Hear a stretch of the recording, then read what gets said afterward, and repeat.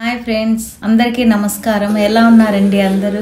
ఈరోజు మనం హంపీలో ఉన్నటువంటి బడవి లింగంను దర్శించుకుందాం రండి. ఈస్ట్ ఫేస్ కున్న ఈ లింగం పేరు బడవి లింగం. లోకల్ లాంగ్వేజ్ లో బడవి అంటే పూర్ అనే అర్థం. ఒక పేద మహిళ 15వ శతాబ్దంలో ఉండేది. ఆవిడ శివుని ఆరాధ్య దైవంగా పూజిస్తూ ఉండేదట.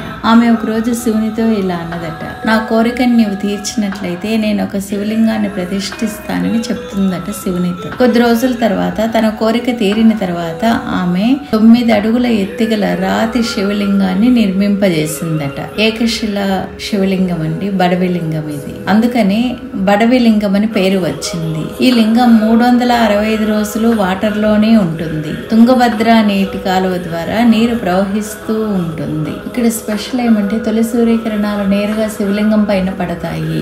ఎప్పుడూ నీళ్ళలోనే ఉంటుందని జలకంఠేశ్వర స్వామి అని కూడా పిలుస్తారు ఇక్కడ వారు. హంపిని పూర్తిగా విజిట్ చేయాలంటే మినిమం 1 వీక్ కావాలి. ఈ బడవి శివలింగం దగ్గర కేఎన్ కృష్ణ భట్ అనే పూజారి ఎంతో శ్రద్ధగా పూజలు చేస్తూ ఉంటారు ఇక్కడ.